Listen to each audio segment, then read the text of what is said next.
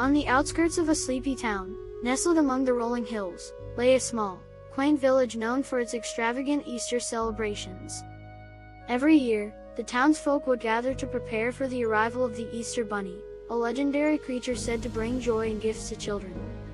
This year, however, a peculiar darkness loomed over the festivities.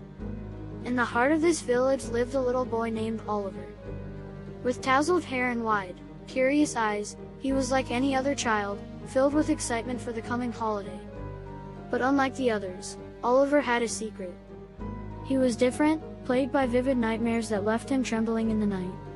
In those dreams, he would wander through twisted, darkened woods, where the trees whispered secrets, and shadows danced just beyond his sight. Each time he awoke, he could swear he heard the soft thump of something heavy landing outside his window. As Easter approached, the town buzzed with preparations. Colorful eggs were painted, baskets woven, and the air was thick with the sweet scent of chocolate. But Oliver could only think of the Easter Bunny. He had heard the stories, how the bunny would hide eggs filled with delightful treats, but also how it would sometimes leave something else, something darker, in the hollow shells. On Easter morning, the sun broke through the clouds, casting a warm glow across the village. Children dashed into their backyards and parks, eager to hunt for eggs. Oliver, however, felt a chill run down his spine as he stepped outside. The air was still, too still, and the world felt off-kilter. As he wandered through the fields, his heart raced with anticipation and dread. He spotted a peculiar egg hidden beneath a gnarled tree. Unlike the vibrant colors of the others, this egg was a sickly gray, almost as if it had been bleached by time. Intrigued and terrified, Oliver reached for it, his fingers trembling as they brushed against its smooth surface. Suddenly, a low growl echoed from the shadows of the tree. Oliver froze, heart pounding. Out from behind the trunk emerged a figure cloaked in darkness, its eyes glinting like shards of ice. It was the Easter Bunny, but not the jolly creature of lore. This bunny was grotesque, its fur matted and stained, and its smile twisted into a malevolent grin. "Did you find my egg?" it crooned, voice dripping with a sinister sweetness. "Open it, little boy. Open it and see what treasures lie within." Oliver's instinct screamed for him to run, but his curiosity was stronger. He held the egg up, its weight oddly heavy in his small hands. As he cracked it open, a rancid smell wafted out, and he recoiled in horror.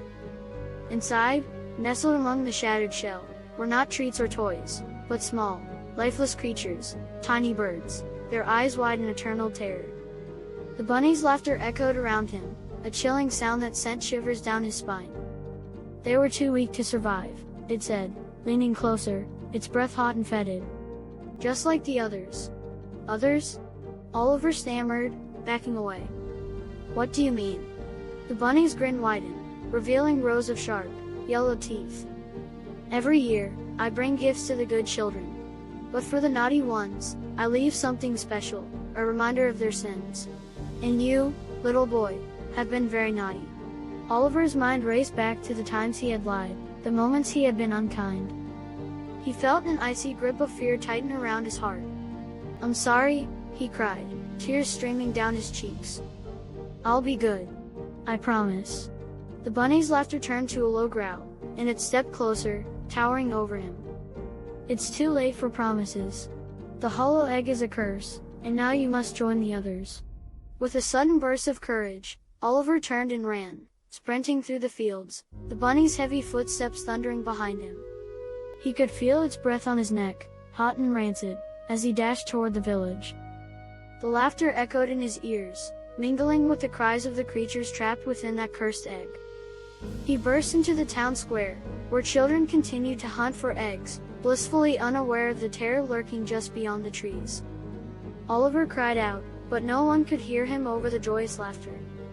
Desperate, he turned back to face the bunny, who had stopped at the edge of the woods, eyes glinting with a predatory hunger.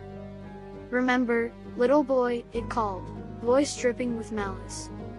"Next year, I'll return for you. And I will not be alone." With that, the bunny vanished into the shadows, leaving only the echo of its laughter behind. Oliver stood frozen, heart racing, the weight of the hollow egg still heavy in his hands. He knew then that Easter would never be the same again. The townsfolk would celebrate and sing, but he would always remember the darkness that lurked beneath the surface, waiting for the next chance to claim another soul. As the sun dipped below the horizon, casting long shadows over the village, Oliver clutched the hollow egg tighter, vowing to keep it secret. For in a world filled with sweetness and light, he had uncovered a chilling truth: some eggs should never be opened out the hollow egg.